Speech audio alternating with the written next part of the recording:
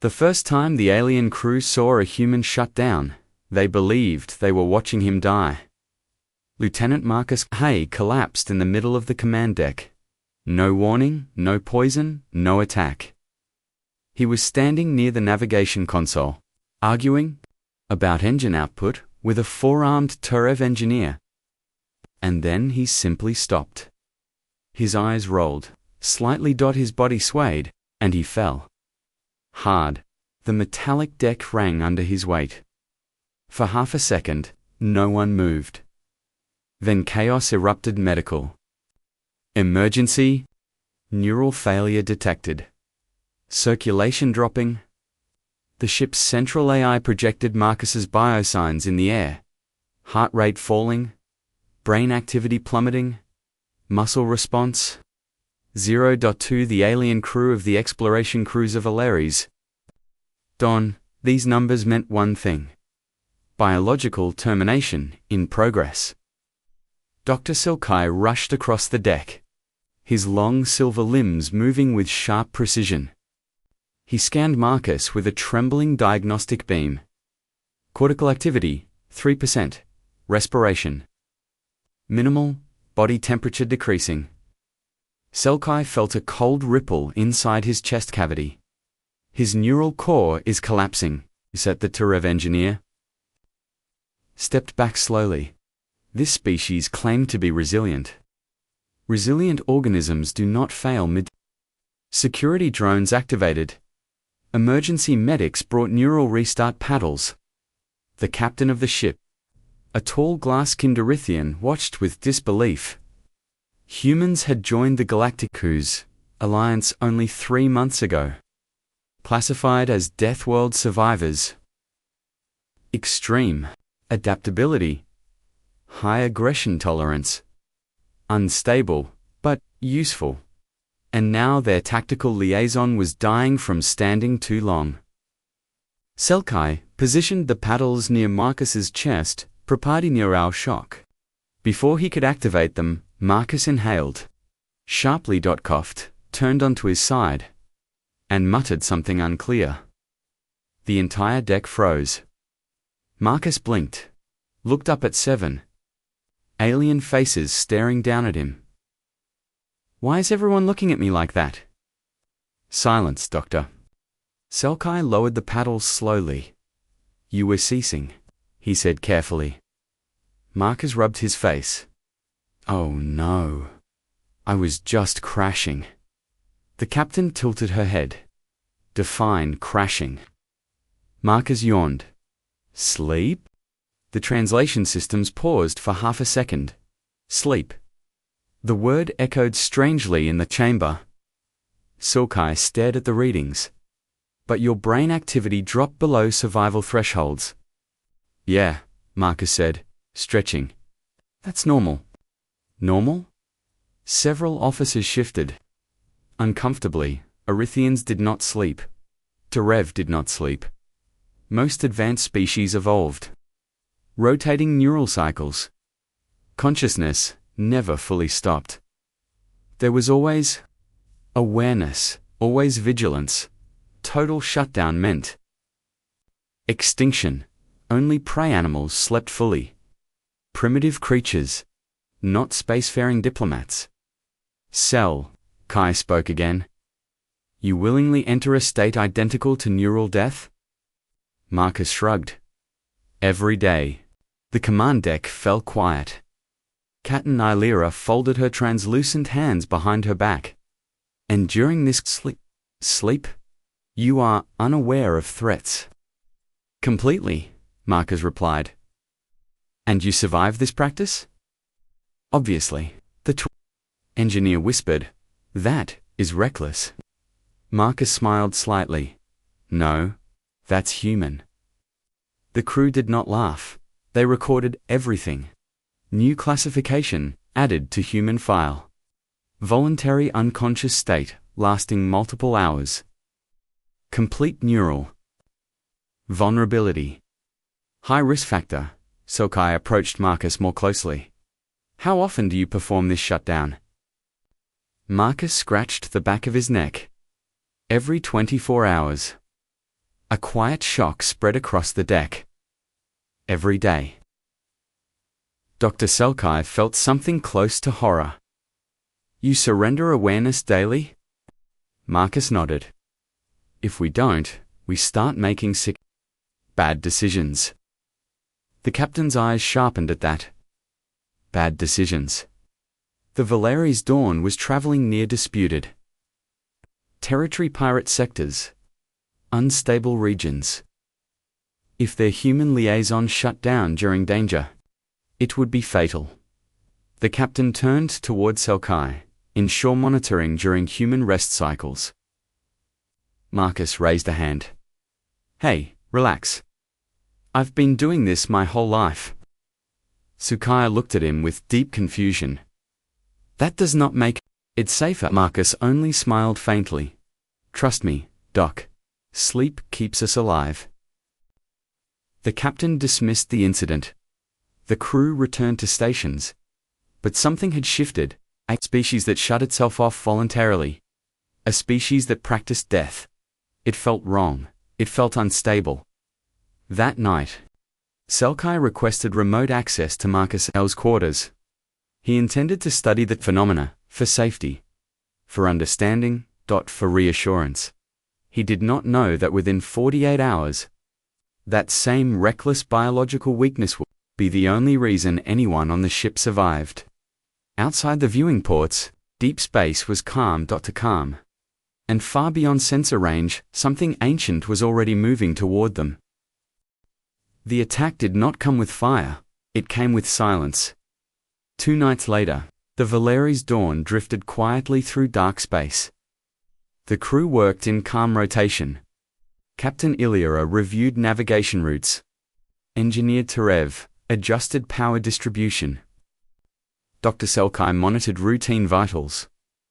Lieutenant Marcus Harley was asleep. Deep sleep. Flat on his bunk. Unaware, Dr. Selkai watched his biosigns from the medbay. Brain activity low. Heart rate slow. Muscles fully relaxed. Every time discomfort crawled through his thoughts. It looked wrong. It looked like death waiting to finish. Then the sensors flickered just once. A faint ripple passed through the ship. No alarms, no explosions, just a wave. Invisible, silent. Dr. Selkai froze. His neural display spiked violently. Cortical overload. He staggered against a console. On the bridge, Captain Ilyar grabbed the edge of her command platform. What is happening? She never finished. Her thoughts collapsed mid-word. Across the ship, every alien mind hit the same wall. The wave tore through their nervous systems like cold lightning. It did not burn, it did not explode, it crushed. Brain activity surged beyond safe limits, then flatlined. Officers dropped where they stood. Navigation controls went dark, weapons systems stalled. The engineer collapsed over his station. Medical drones fell inactive. Within seconds, the entire ship went still. All except one room. Marcus Hale's quarters. He did not move. He did not react. Because his brain was already in deep slow-wave sleep. The neural attack searched for active cognition. It searched for conscious resistance. It searched for alert neural patterns. It found none. Marcus's mind was already dim, already lowered, already disconnected. The wave passed over him like wind over stone. His biosigns did not spike. They did not crash. They remained exactly the same. Slow. Steady. Human. 30 minutes later. Marcus stirred. He turned onto his back, yawned, scratched his chin. Then his wrist monitor blinked red. Multiple system failures. Bridge, unresponsive crew, vitals, abnormal. He sat up. Slowly, still half tired. That's not good. He stepped into the corridor. The lights were on. The air systems hummed. But every crew member he passed stood frozen or lay collapsed. Eyes open, unmoved. Alive, but gone. He felt a chill down his spine. He tapped his communicator. Captain, no answer. Selkai. Nothing. He began running. The bridge doors opened, but ease everywhere. Captain Ira leaned against her command rail. Eyes blank, Marcus checked her pulse. Strong breathing. Steady, but no response. He moved to the main console. External sensors were still running. And that was when he saw it. 3 unidentified ships emerging from stealth. Black holes. No markings. Drifting closer. Not firing. Not hailing. Waiting. Marcus felt his heart rate rise. This was planned. The wave was not random. It was an attack, meant to disable, not destroy. They expected a silent ship. They expected easy boarding. Marcus swallowed. He was the only conscious being on a cruiser built for a crew of 60.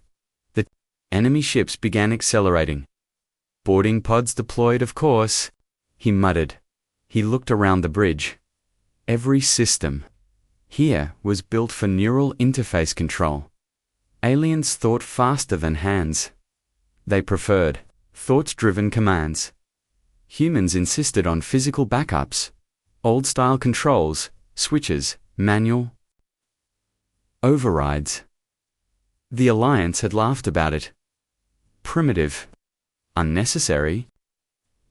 Marcus moved to the secondary console. Pried opened the manual access panel. Wires and levers greeted him. He exhaled slowly. Good thing humans are paranoid. The first enemy boarding pod latched onto the hull. Metal screamed. Cutting torches activated. Marcus pulled the emergency defense lever. Manual. Mechanical. Real. Defense turrets. Powered up with a grinding hum. He grabbed a pulse rifle from the emergency rack. Checked the charge. Footsteps echoed in the outer corridor. The enemy expected silence. Instead, they would find something else. Marcus tightened his grip on the weapon. Alone, outnumbered, surrounded by unconscious allies. The first breach charge detonated. The hull door blew inward. Smoke filled the corridor. Dark. Armored figures stepped through, and for the first time since the attacker human was awake. The first enemy soldier expected silence. Instead, he met a human. The smoke from the breached corridor had not cleared yet when Marcus Hull opened fire. The pulse rifle kicked. Against his shoulder, blue bolts slammed into the armored figure stepping through the shattered hull. The soldier dropped instantly. The others behind him froze for half a second. That half second saved the ship. Marcus moved. He did not stay in one place. Humans did not fight like machines. They fought like storms. Unpredictable. Fast, he ducked behind. The corner of the corridor as return fire scorched the wall where his head had been. Sparks rained down. Metal melted. The enemy soldiers advanced. Carefully, disciplined. Silent, they had done this before. Disabled the crew, board the ship, take control, clean and easy. But this time something was wrong. Their neural suppression wave had worked perfectly. Every alien mind on board was offline, except one. Marcus checked the corridor display on his wrist unit. 3 boarding pods. Attached. More cutting torches, burning through secondary hull layers. He exhaled slowly. He could not defend the entire ship alone. But he could make them pay for every meter. He sprinted down the hallway, hit a manual bulkhead. released. Heavy metal doors slammed shut behind Pangaeum, separating the boarding teams, forcing them to split. The enemy commander observed from his vessel. His 4 glowing eyes narrowed. Resistance detected. How many defenders? Unknown. Likely automated. Another explosion echoed through the ship. Second breach point. Marcus reached an emergency ladder shaft and climbed upward toward the weapons control deck. The ship's primary systems were Neuralinked. Useless now. But humans had insisted on physical control backups for deep space missions. Old designs, mechanical relays, manual triggers. The Alliance had called them outdated. Primitive slow ride now. They were the only reason the ship still breathed. Marcus slammed open the backup control panel. Warning lights flashed red. He pulled the ignition lever for point defense cannons. The entire ship shuddered as old mechanical systems woke up. Outside the hull, the nearest boarding pod exploded under sudden cannon fire. Debris scattered into the void. On the enemy flagship, confusion spread. How is the vessel active? All crew were confirmed neutralized. The commander's voice hardened. Increased neural suppression intensity. A second wave hit the Valeri's Dawn. Stronger. Sharper. Ip tore through the ship. Like a blade, Marcus felt it immediately. His vision blurred, his knees almost buckled. Pain exploded inside his skull. For a split second, darkness pulled at him, inviting heavy like gravity inside his mind. But human brains were not built like alien ones.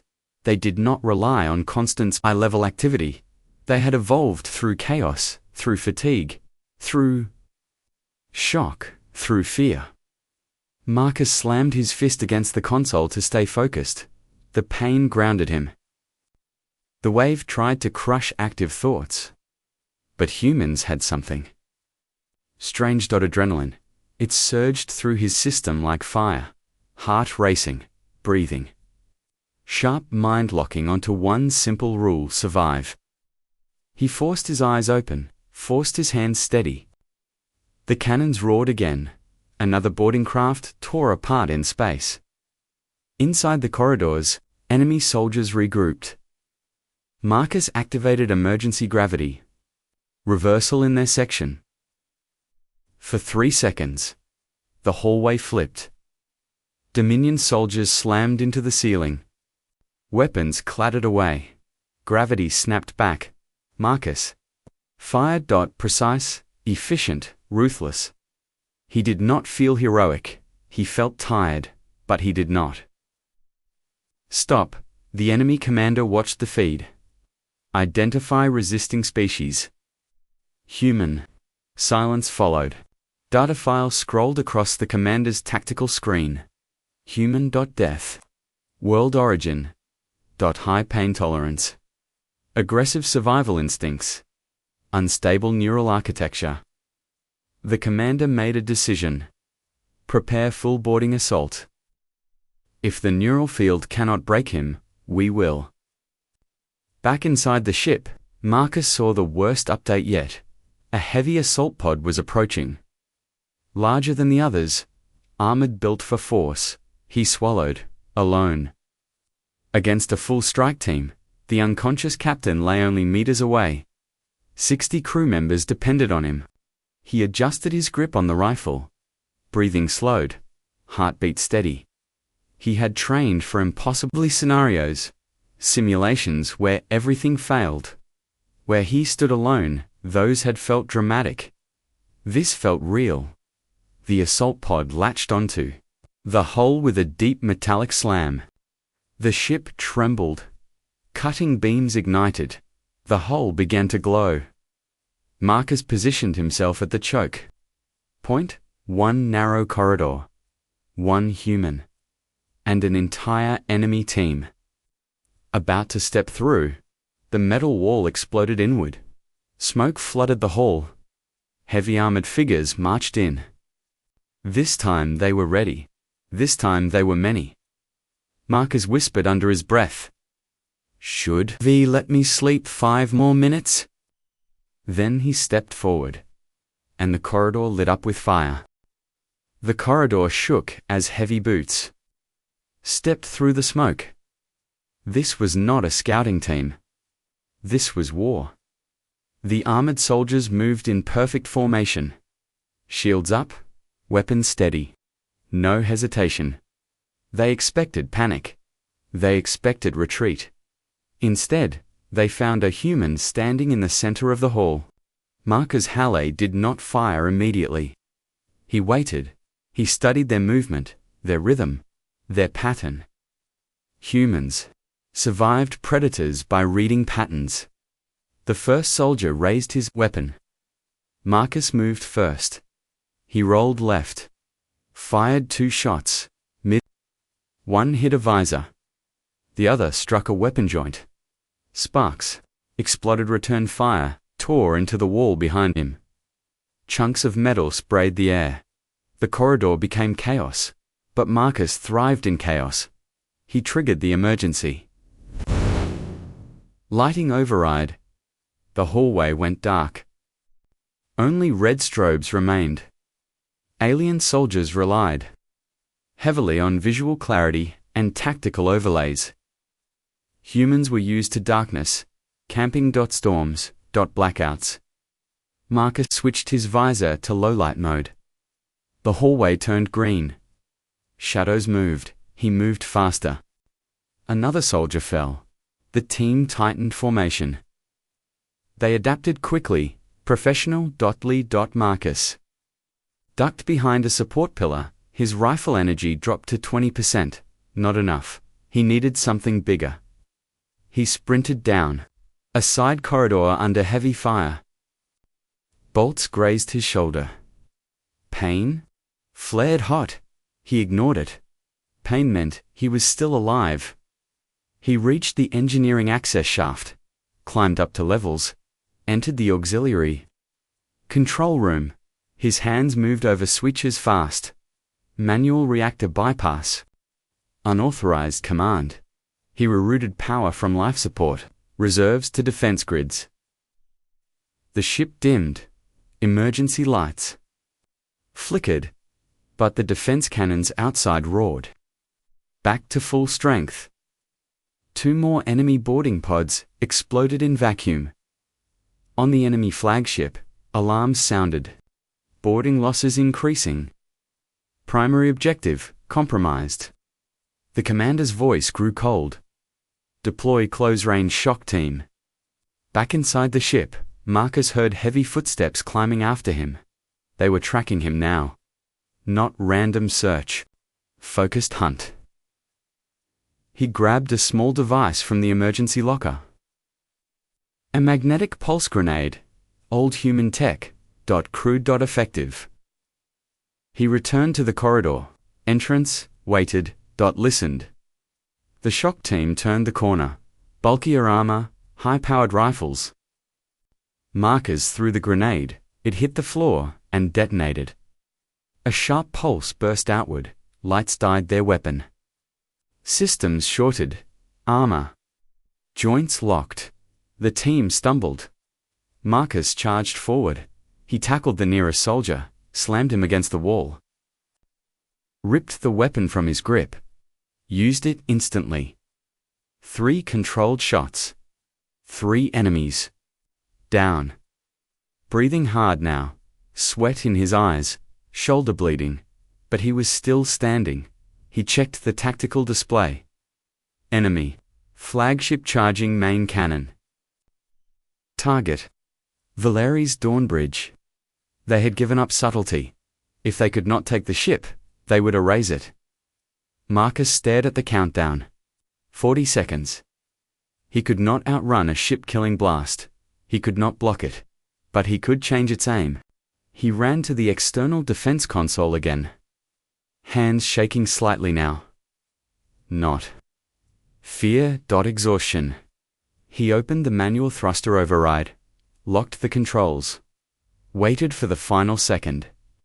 The enemy flagship fired a massive beam of burning energy toward the cruiser. Marcus slammed the thruster control. The ship twisted sideways violently. The beam missed the bridge. By meters, it tore through the outer hull instead. Explosions rocked the ship. Marcus' blood was thrown across the deck. Pain exploded in his ribs. The ship spun slowly in space. Hull breach alarms screamed. But the bridge still stood. The crew still breathed, unconscious, alive, on the enemy flagship. Silence filled the command room. One organism 1-1 had avoided a full-class destruction. "Strike," the commander spoke quietly. "This species does not react as predicted." Marcus forced himself to stand. Every muscle protested. His vision blurred slightly. Adrenaline fading. He leaned against the wall, checked. Life sign monitors, still flat, still silent, still alone. But something new flickered on his wrist display. Enemy neural suppression field. Destabilizing. The pulse grenade had done more than disable armor. It had interfered with their field emitter calibration. The collapse wave was weakening just slightly. Marcus saw the opportunity. He opened a secure transmission channel. A long shot. He rerouted all remaining power into the ship's communication. Burst array. Manual trigger. Old school signal. Hard frequency. He hit send. A tight band distress call blasted into space. Short, powerful. Human coded. If any Earth patrol ship was within range, they would hear it. Behind him, the final enemy squad entered the corridor.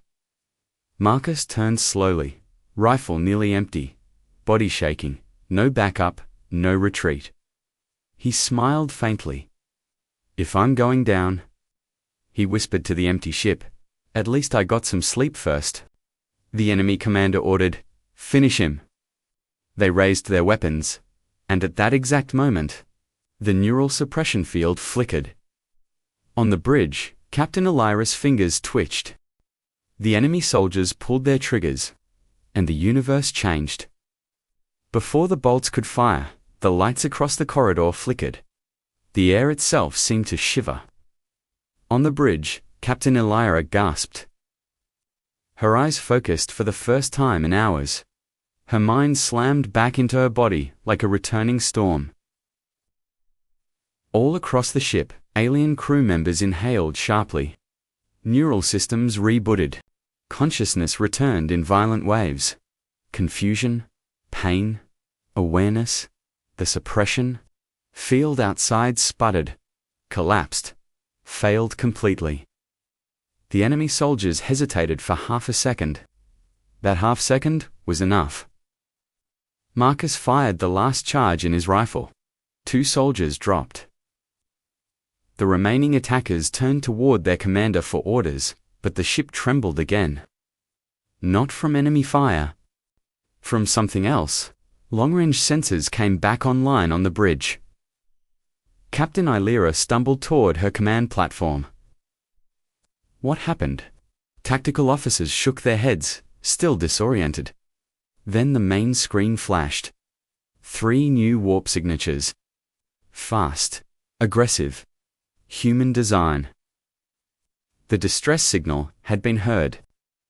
The enemy commander watched in disbelief as 3 Earth defense cruisers tore out of warp directly behind his fleet. Weapons hot. No warning. No delay. Human ships did not request diplomatic channels first. They opened fire. Mass driver cannons roared. Kinetic slugs slammed into the enemy flagship shields with brutal force. The Dominion ships reeled under the unexpected counterattack. Inside the corridor, the remaining enemy soldiers began retreating.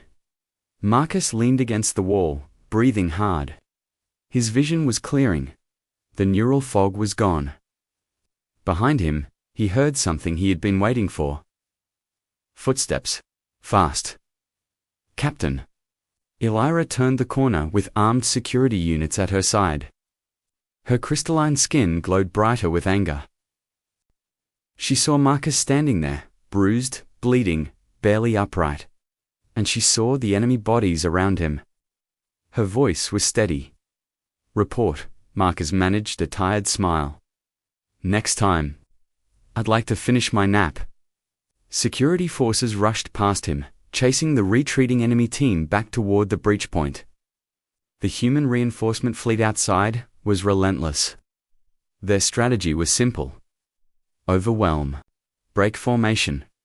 Destroy mobility. They targeted engines first. Then weapons. No elegant patterns. No slow tactical dance.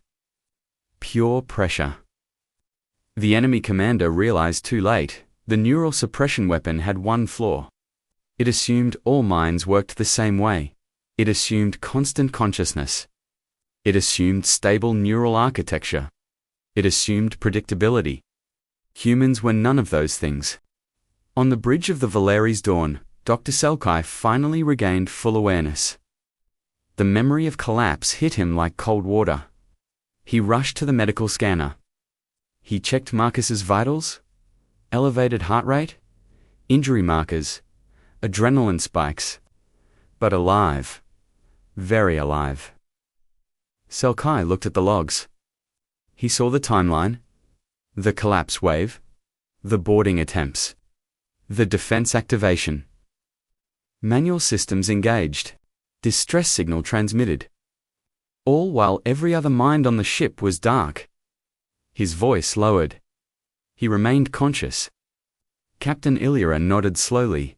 He remained fighting. Outside, the enemy fleet began retreat procedures. 2 ships disabled. 1 heavily damaged.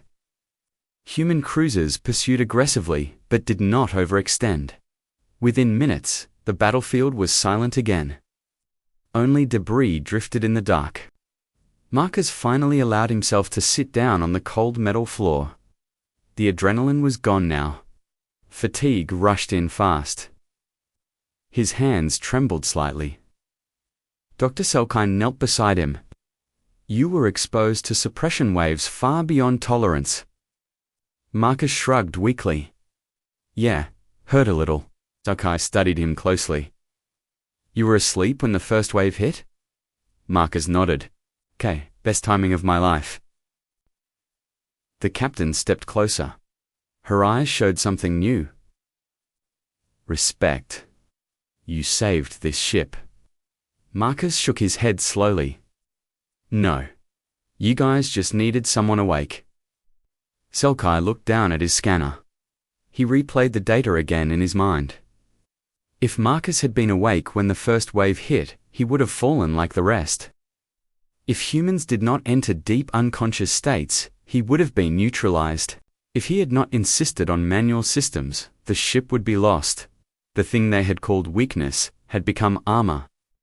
The thing they feared had become protection. Marcus looked up at the captain. "Permission to sleep for like 12 hours?"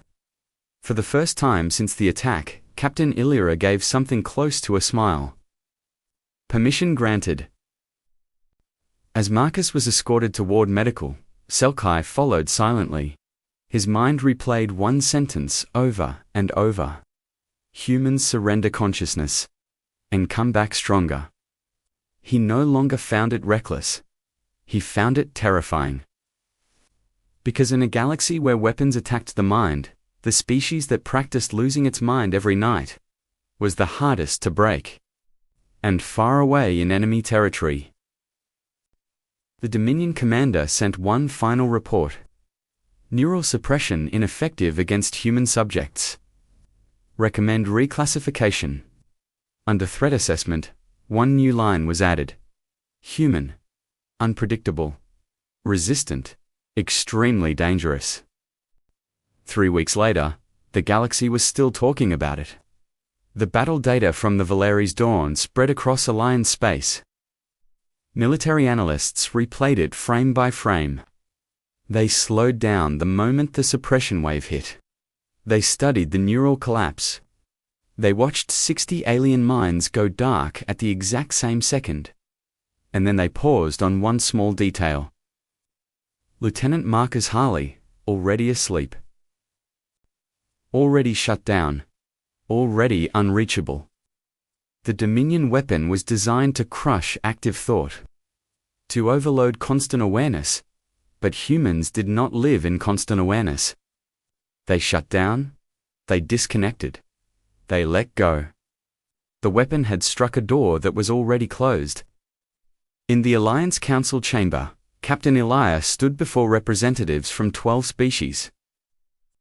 This time, Marcus Holy was standing beside her, fully awake.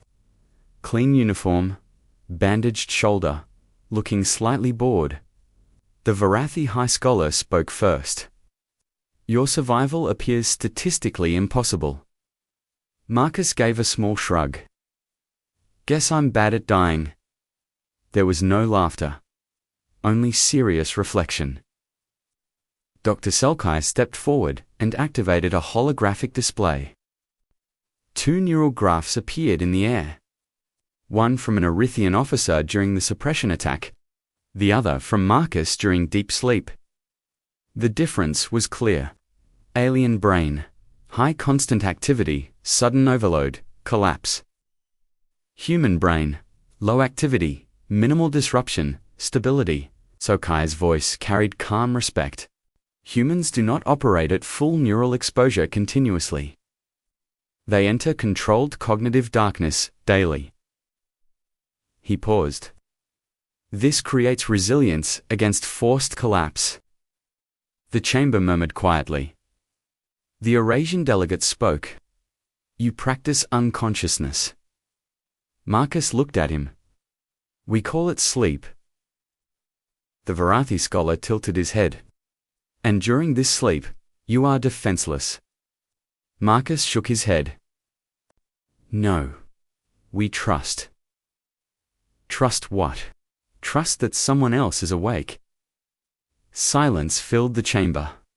Captain Elias stepped forward. While our minds failed, the human remained. While we were silent, he acted. She looked directly at the council. We believed human sleep was weakness. Her crystalline skin shimmered slightly. It was preparation. The Alliance updated human classification that day. Previous status: Death World, high risk. New status: Cognitive resilience asset. Neural warfare countermeasure. Mandatory integration in multi-species fleets. Marcus read the update later in his quarters. He snorted quietly. Cognitive resilience. Sounds fancy. Dr. Selkai stood nearby, reviewing medical scans. You nearly died? Marcus lay back on his bunk. Yeah, but I didn't. Selkai hesitated before speaking again. When the suppression wave struck, I believed death had claimed us. He looked at Marcus carefully. You were not afraid of losing consciousness. Marcus closed his eyes halfway. Everybody's afraid of something, Doc. And you? Marcus smiled faintly. I'm afraid of not waking up. Selkai studied that answer. You assume you will? Always have so far. Outside the viewport, stars drifted quietly. The ship was repaired. The crew back to full strength. But something had changed. Alien officers no longer saw Marcus's sleep schedule as a liability. They saw it as a shield. As a rotation system was adjusted, a new protocol was written into fleet doctrine. During long-range travel, at least one human officer remains on natural sleep cycle rotation. Not for rest. For survival. Far away, deep inside Dominion territory, their commander reviewed his own failure report.